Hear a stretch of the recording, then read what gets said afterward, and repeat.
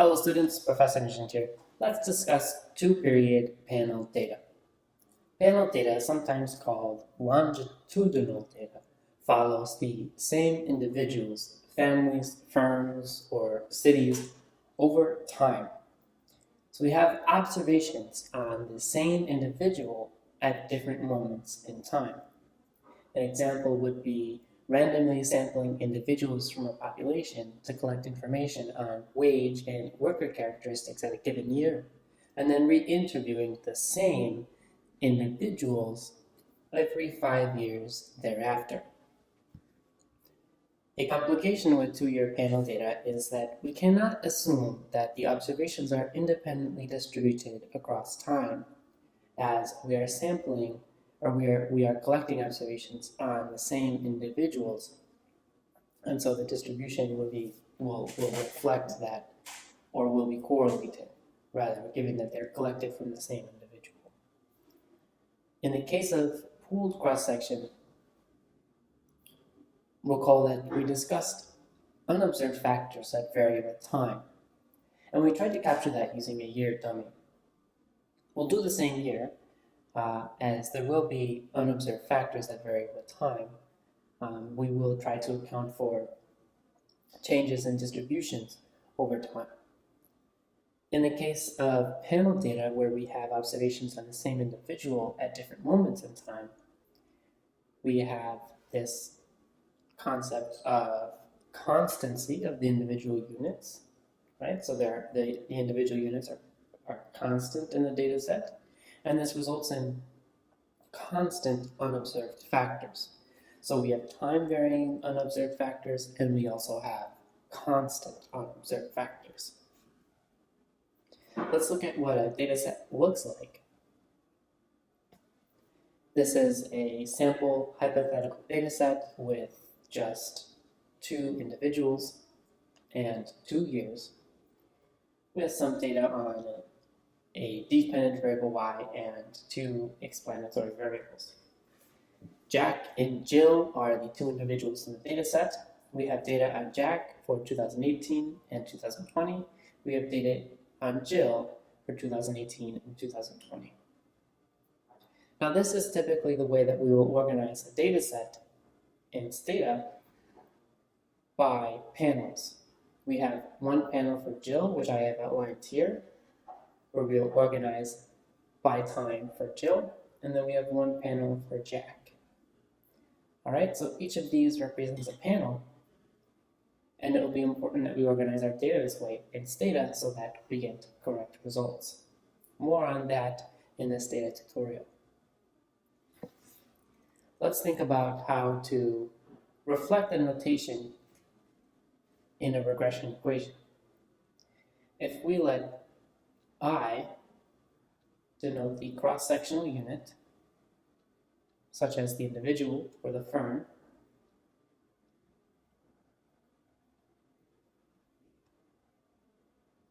let I denote the cross-sectional unit, and T is the time period, then we can write a simple panel data over fixed effect model for 2 periods as the following. We have yit is equal to beta naught plus delta naught times d2t plus beta 1 xit plus ai plus uit for t equals 1 and 2. Now the indexing denotes over which dimensions the attribute varies. So observe that D2 only varies over time, but does not vary with individuals. D2, recall, this is the dummy variable equal to 1 if the observation is in the time period 2 and 0 otherwise. Xit varies both over the observational unit and time period. Then we have AI, which captures all unobserved factors or heterogeneity that are time constant and affect YIT for individual I. All right.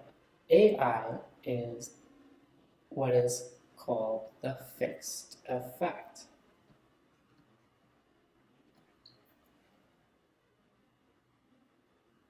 And finally, UIT, let's just mention, this represents the unobserved factors that change over time and is referred to as idiosyncratic. Now, if we use OLS to estimate this model, we can quickly rewrite this as YIT is equal to beta naught plus delta naught times, whoopsie daisy. We have delta naught times d2t plus beta 1 xit, and then we write plus nu it for t equals 1 and 2, where nu it is equal to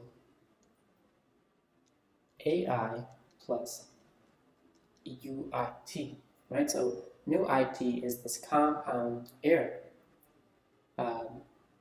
And AI, let's just make sure we're on the same page here. AI is included in the error because it is unobserved. This is this unobserved, individual specific factor that is constant over time. So it shows up in the error.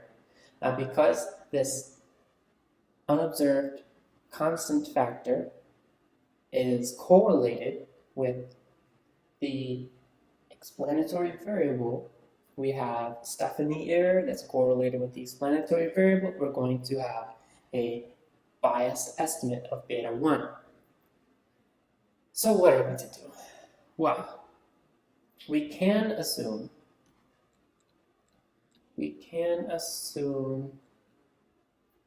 for the purposes of our current efforts that the covariance between xit and uit is equal to 0, but we cannot assume that the covariance between xit and ai is equal to 0. So we cannot assume that the individual constant effect is uncorrelated with the explanatory variables. So what we want to do is come up with a solution that allows AI to be correlated with xit, because we can't make this assumption. So we want to come up with this solution that allows for this covariance to be non-zero. Now, because AI is constant over time, we can difference over time. And what this happens is that we will difference AI away. And as a consequence, any other time invariant factors will be differenced away. Let's look at this. We can write the equation for both time periods. yi2 equals beta naught plus delta naught plus beta 1 xi2 plus ai plus ui2, and here we have indexed for t equals 2. We'll do the same for t equals 1, yi1 equals beta naught plus beta 1 xi1 plus ai plus ui1. This is for t equals 1. This is for t equals 2. So we subtract the regression equation for t equals 2 minus the regression equation for t equals 1, and we get yi2 minus yi1 is equal to delta naught, right? Because beta naught drops out, plus beta 1 xi2 minus xi1. Now ai minus ai is 0, so that drops out, plus ui2 minus ui1.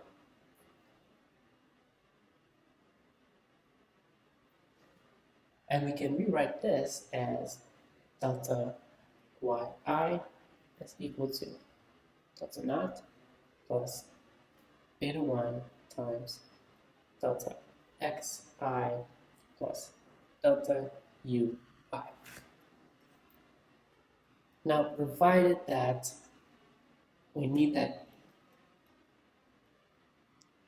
delta ui is uncorrelated with delta xi. If this is satisfied, then we obtain the first difference estimator, beta 1, using OLS. This is a strong assumption, and we may later relax this. But what does this model get us? Well, we explicitly consider how changes in the explanatory variable over time affect the change in y over the same period. Now, do observe that identification of beta 1 is with less variation in x1. That is, we only use the variation within each individual set of observations as opposed to between the set of observations. Using within variation to identify beta 1 is an important concept. Let's review that briefly. So we're using within variation. Let's take for an example to illustrate this, the wage regression, where we have log of wage equals beta naught plus delta naught d2t plus beta 1 education plus a plus ut for t equals 1 and 2. And I've just left off the I to be simple. And the equation in first differences is delta log wage is equal to delta naught plus beta 1 times the change in education plus delta u t. We left that out. So now we are identifying beta 1, the return to education, based on the change in education.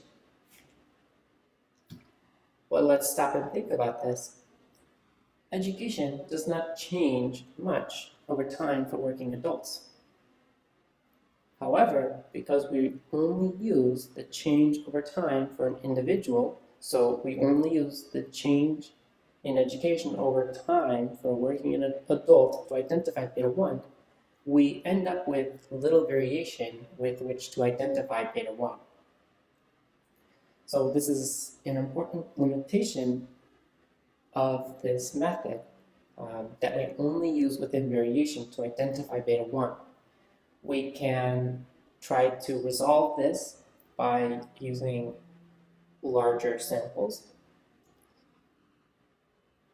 And it will also be important that if we're thinking about using this method, really that we are trying to